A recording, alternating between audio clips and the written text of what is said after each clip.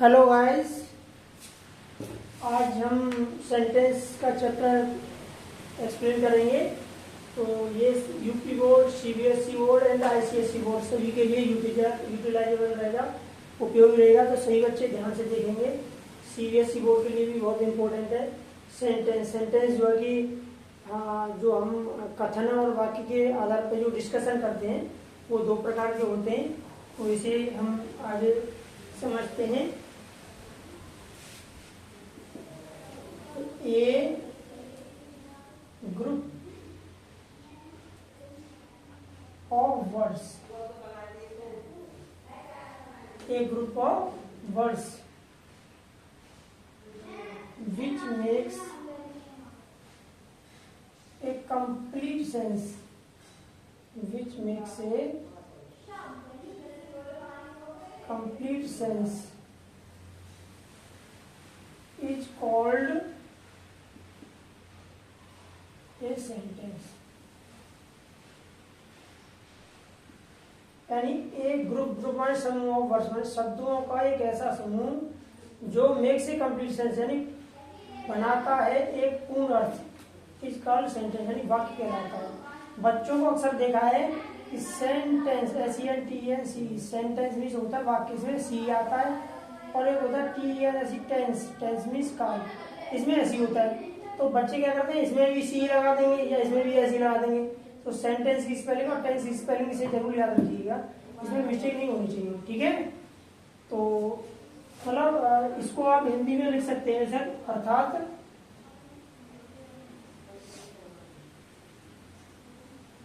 शब्दों का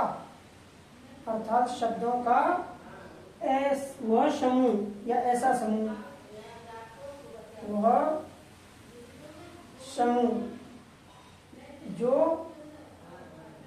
पूर्ण अर्थ या भाव प्रकट करता है, या भाव प्रकट करता है, वाक्य कहलाता है।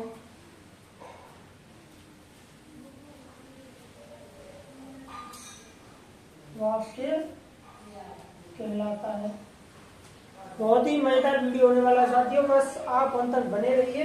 और अगर आपको समय लग रहा है थोड़ा तो इसे स्पीड में भी देख सकते हैं, और अगर ऐसे ये बढ़ा करके देखना हो, अगर समझ में आ रहा हो तो इसे स्क्रॉल अप करके ऐसे स्क्रॉल अप करके बड़ा करके देख सकते हैं।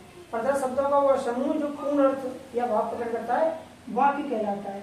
अब इसमें क्या है कि जब हम कोई वाक्य बनाते हैं, जब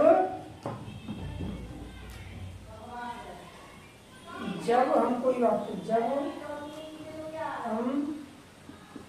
कोई वाक्य बनाते हैं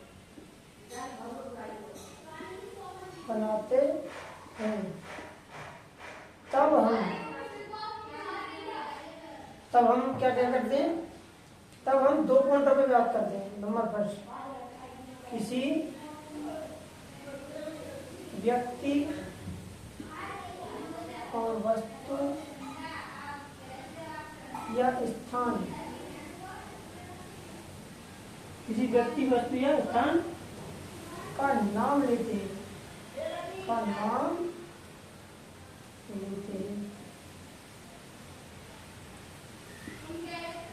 नंबर सेकंड है, किसी व्यक्ति, वस्तु, स्थान के बारे में कोई बात करते हैं। किसी व्यक्ति, वस्तु या स्थान के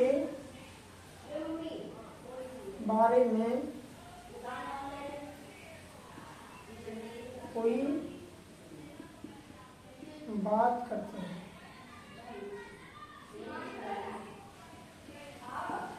तो जब भी कोई वाक्य बनाते हैं तब दो चीजों की बात चलती है, तो किसी व्यक्ति, वस्तु, स्थान का नाम लेते हैं या उसके बारे में कोई बात करते हैं। इसका मतलब हुआ कि सेंटेंस जो है दो प्रकार के होते हैं। सेंटेंस कितने प्रकार के होते हैं? दो प्रकार के। तो ये आपका हो गया देयर आर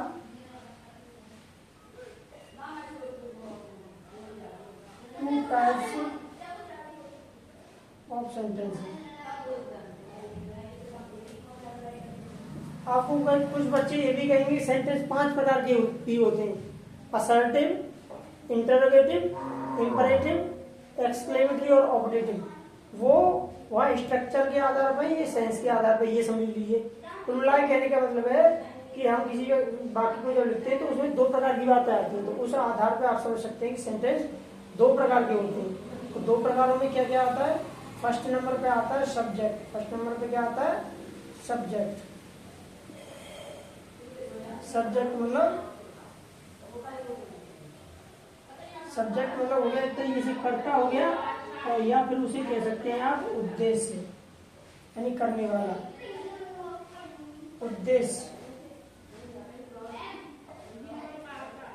और नंबर सेकंड का हो गया आपका प्रेडिकेट, यानी विधेय। सब्जेक्ट एंड प्रेडिकेट, ये हाई स्कूल का चैप्टर नंबर फर्स्ट है ग्रामर का। इसमें से 1 क्वेश्चन से 2 क्वेश्चन कंपलसरी आते ही आते हैं, इसीलिए कंफर्मली इतने का स्क्रीनशॉट ले लीजिए या फिर इसे रिपीट करके देख लीजिए। अगर आपको समय लग रहा है तो उसे आप स्पीड में देख सकते हैं। आगे चलते हैं इसे अब स्ट्रक्चर के थ्रू बताता हूँ, यानी एक डायग्राम के थ्रू कि किस तरीके से ये कितने कितने टाइप्स में ये होता है। तो देखते हैं आगे, फटाफट से मिटा लेते हैं।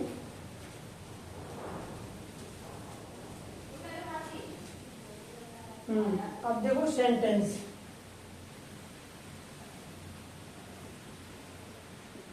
ध्यान से देखिएगा, बहुत पसंद आएगा आपको। मतलब वाक्य। अब सेंटेंस कितने टाइप्स में होते हैं? अभी आपको मैं बता चुका हूं कि सेंटेंस 2 टाइप्स में होते हैं, यानी 2 प्रकारों में होते हैं। कौन कौन से प्रकार है इसके? पहले नंबर पे आता है आपका सब्जेक्ट,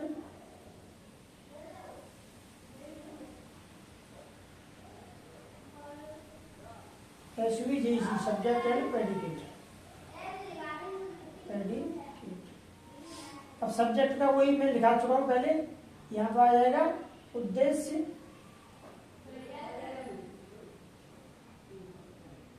और ये आ जाएगा आपका विधेय।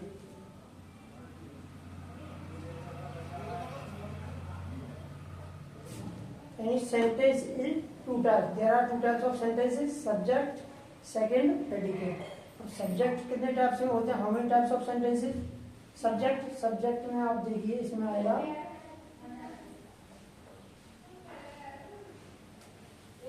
Qualifier, QUALIFIER, qualifier and head word, HAD head और WORD वर्ड, हेड वर्ड। यानी क्वालिफायर आएगा ये, क्वालिफायर एंड हेड वर्ड। तो क्वालिफायर में क्या क्या आता है? क्वालिफायर एक तरीके से समझ लीजिए विशेष, क्वालिफायर एक तरीके से समझिए विशेषक या विशेष, और हेड वर्ड है मुख्य शब्द।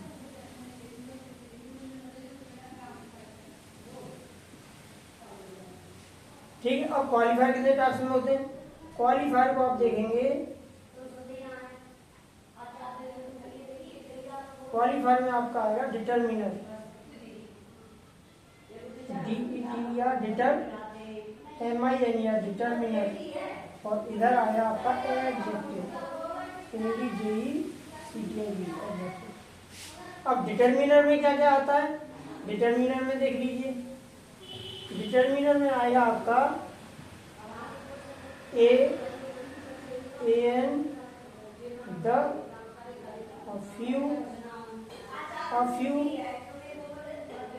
the few, और समटाइम्स, वैसे मोस्टली यही होते हैं, लिटिल ए, लिटिल बी है, द लिटिल बी है, मात्रा वाले। समटाइम्स दिस दैट दी, दो मिल जाएंगे आपको, दिस दैट दीज और दोज। लेकिन दिस दैट दी दो एडजेक्टिव में भी मिलेंगे और प्रोनाउन में भी मिलेंगे, यानी हेड वर्ड में भी आ सकते हैं। तो ये को विशेष रूप से आप एक कॉमा में या हाईलाइट करके रख सकते हैं यहाँ पे, दिस दैट दीज दोज, क्योंकि दिस दैट दीज दोज यहाँ पे भी आते हैं। अब एडजेक्टिव में क्या क्या आता है? एडजेक्टिव में आता है आपका विशेषण, जैसे good, bad, red, green, thin, fat and adjective. अब इसमें आपके दिस दैट दी दोज भी आ सकते हैं, दिस दैट दीज और दोज।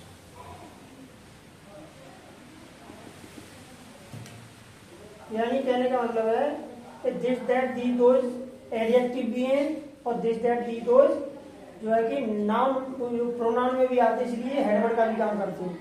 तो डिटर्मिनर एक तरीके से समझ लीजिए कि स्थायित्व दर्शाने वाले। डिटर्मिनर क्या है? निर्धारक है एक तरीके से। क्या है ये? निर्धारक या निर्धारक, निर्धारक। और एडजेक्टिव है विशेषण, विशेषण या विशेषता दर्शाने वाले, या विशेषण भी कह सकते हैं। ठीक, ये आ गया। अब जैसे कि आप शुरुआत जब भी करोगे आप अपने एक्सरसाइज की, तो वहां पर आएगा a good boy, a good boy is going there, is going there, ये आएगा। तो इसमें क्या करेंगे? अब पूछे जाए सब्जेक्ट क्या है, तो सब्जेक्ट हो जाएगा आपका ए गुड बॉय। क्या हो जाएगा? ए गुड बॉय। इसमें प्रेडिकेट क्या हो जाएगा? PRED। प्रेडिकेट हो जाएगा इज गोइंग देयर। इसका अर्थ ये हुआ कि इजारे में वाजब है कि जितना भी पार्ट होता है, ये वर्ब वाला पार्ट ये सब प्रेडिकेट में आता है और सब्जेक्ट वाला पार्ट इधर आता है। अब इसमें भी आइडेंटिफाई करें तो ए क्या है? ए डिटरमिनर है, यानी DETR, डिटर करके लिख दीजिए ए। और गुड क्या है? गुड एडजेक्टिव है, तो ADJ करके गुड लिख दीजिए। ठीक है। अब इसका किसका नंबर आता है? बॉय, बॉय मीन्स लड़का। तो ये किस में आ जाएगा? हेडवर्ड में। अब हेडवर्ड में भी कई पार्ट है। हेडवर्ड में कितने कितने पार्ट है? हेडवर्ड में आपका है नाउन, हेडवर्ड में है आपका नाउन, और क्या है? प्रोनाउन, और क्या है आपका? जीरेंड, और क्या है आपका? इन्फिनिटिव।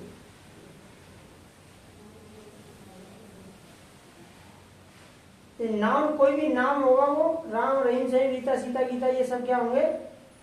वो नाउन में होंगे। और नाम के स्थान में प्रयोग करेंगे, जैसे यह हुआ, तुम, आप, तो ये प्रोनाउन में होंगे। तो नाम में क्या है? जैसे राम में RM, राम, राम, ताज, करण, KRN, ये सब होंगे आपके नाम में। और जैसे ही, सी, इट, यू, ये सब प्रोनाउन में। जीएंड में जो है कि ING रख के, गोइंग, सीइंग, सीइंग,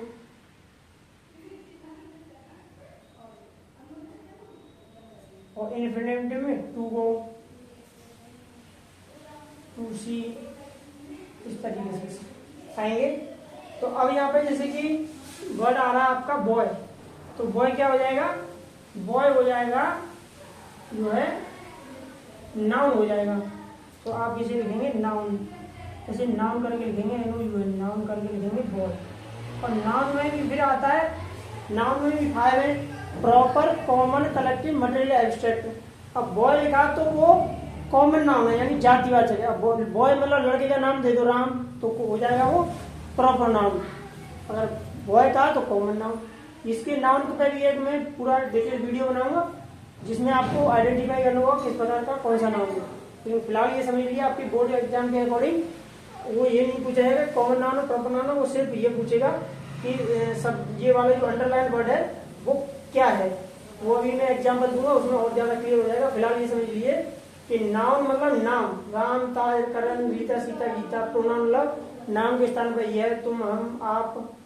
ये जीरंड यानी वर्ब में आईएनजी जोड़ने से वर्बल नाउन बन जाता है, verbal noun. Gerund, going, seeing, believing, paying, penning, ये सब। और ये टू गो, टू सी, इस तरीके से ये बनता है। तो आप इसे बता सकते हैं कि जो पहला वाला ये पार्ट है ये सब्जेक्ट पार्ट है, और ये वाला पार्ट है वो प्रेडिकेट पार्ट है। तो इस तरीके से आप बता सकते हैं कौन सा पार्ट सब्जेक्ट है, कौन सा पार्ट प्रेडिकेट है। और उसमें यही बता सकते हैं कि डिटरमिनर कौन सा है, एडजेक्टिव कौन सा है, नाउन कौन सा है, और वर्ब। ये जो है कि वर्ब में जैसे वर्ब वाले पार्ट प्रेडिकेट पे जाएंगे, तो प्रेडिकेट का भी अगला चार्ट बनाते हैं। प्रेडिकेट में क्या होगा कि आपका ये हो जाएगी हेल्पिंग वर्ब, ये हो जाएगी मेन वर्ब, और ये हो जाएगा आपका ऑब्जेक्ट। ठीक है, तो ये सब समझ में आ गया होगा। आप इसका स्क्रीनशॉट ले लीजिए या फिर इसे रिवाइज करके देख लीजिए। मैं इसे मिटाता हूँ। सब्जेक्ट वाला जो पार्ट है उद्देश्य वाला, वो अभी यहाँ तक कंप्लीट हो गया है। अब हम चलेंगे प्रेडिकेट, तो सब्जेक्ट वाला पार्ट हम हटा देते हैं।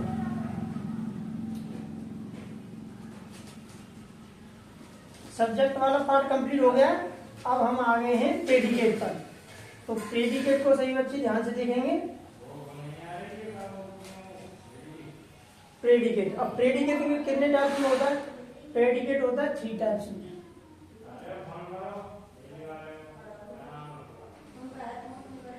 तो सब प्रेडिकेट में देखिए, प्रेडिकेट में आता है वर्ब,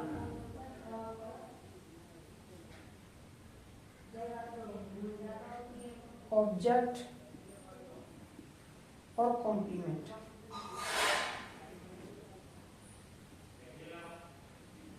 वर्ब मतलब क्रिया, ऑब्जेक्ट मतलब कर्म, कॉम्प्लीमेंट मतलब पूरक। अभी हमने आपको बताया था कि सब्जेक्ट के कितने सारे पार्ट होते हैं, पूरा बोर्ड भरा हुआ था। अभी आगे प्रेडिकेट पार्ट पर। तो प्रेडिकेट पार्ट के 3 प्रकार होते हैं, वर्ब, ऑब्जेक्ट और कॉम्प्लीमेंट। अब वर्ब वैसे नॉर्मली आप ये समझ के चलिए, आपके बोर्ड के अकॉर्डिंग जितना आप हाई स्कूल लेवल का अगर पढ़ेंगे तो इसे ओनली 2 टाइप्स में ही रखिए। किस किस में? HB यानी हेल्पिंग वर्ब, हेल्पिंग वर्ब, और सेकेंडली रखिए इसे मेन वर्ब, मेन वर्ब यानी मुख्य क्रिया। आपको इतना ही पूछेगा, लेकिन अगर डिटेल में जाते हैं तो डिटेल में देखिए वर्ब भी कितने टाइप्स की होती है। डिटेल में जाएंगे तो वर्ब विभाग की 4 प्रकार की मिलेगी आपको। कौन कौन सी? 5, ये इसमें मिलेगा ट्रांजिटिव वर्ब, ट्रांजिटिव वर्ब। अब फिर मिलेगा इंट्रांजिटिव वर्ब, लिंकिंग वर्ब और फ्रेजल वर्ब। अब ट्रांजिटिव वर्ब क्या होता है? ट्रांजिटिव का मतलब होता है सकर्मक, जैसे he goes, he give me a book, he give me a book, he give me a book. तो जो क्या दिया, जो मी और ये ए बुक, ये क्या है? ऑब्जेक्ट है। इंट्रांजिटिव अगर वर्ब का सेंटेंस होता तो क्या करते?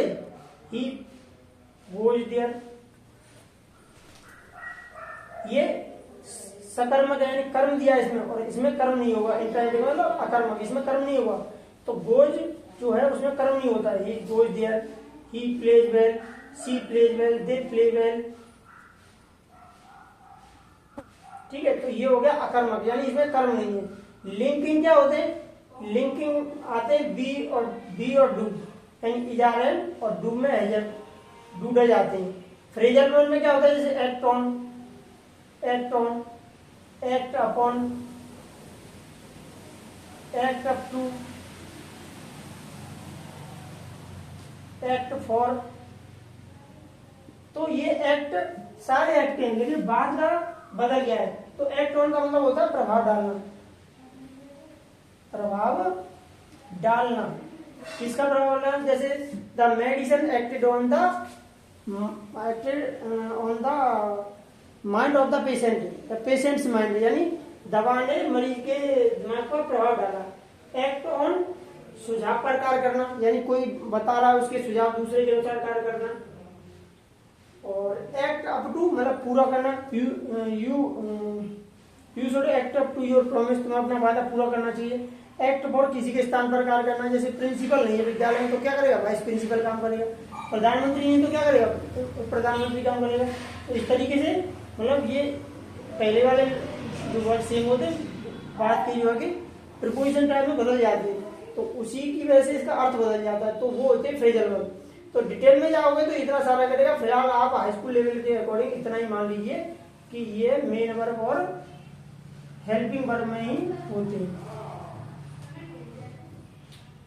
ठीक है, अब हेल्पिंग वर्ब में क्या क्या आते हैं? हेल्पिंग वर्ब में आप समझ लीजिए कि इज, आर, हिंदी लिखना चाहें तो आप हिंदी लिख सकते हैं इसकी। हेल्पिंग वर्ब मतलब सहायक क्रिया, सहायक क्रिया, और ये हो जाएगी आपकी मुख्य क्रिया। अब सहायक क्रिया में क्या क्या आएगा? सहायक क्रिया में जैसे कि मान लीजिए is, are, am, was, were, has, have, had, will, said, मुख्य क्रिया में क्या आ जाएगा? Go, come, teach. अब इसकी फर्स्ट सेकंड थर्ड फॉर्म भी हो सकती है और आईएनजी भी लगा रह सकता है। ठीक है, इस तरीके से। ऑब्जेक्ट आपके दो प्रकार के होते हैं। कौन कौन से होते हैं ऑब्जेक्ट? दो प्रकार के, यानी इसमें ऑब्जेक्ट दो प्रकार में आएगा। पहले इनडायरेक्ट ऑब्जेक्ट। क्या आएगा? Indirect object. इनडायरेक्ट ऑब्जेक्ट, और इधर में आएगा आपका डायरेक्ट ऑब्जेक्ट।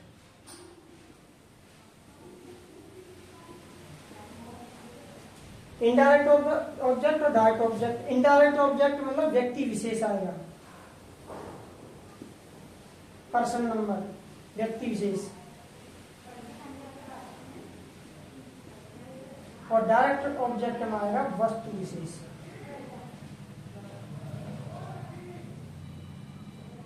अगर ये मान चलिए कि डायरेक्ट कोई ये चीज है, वस्तु है, अब इसे मैं यहाँ रख दूं तो यही रहेगी डायरेक्ट, सीधी इस तरीके से।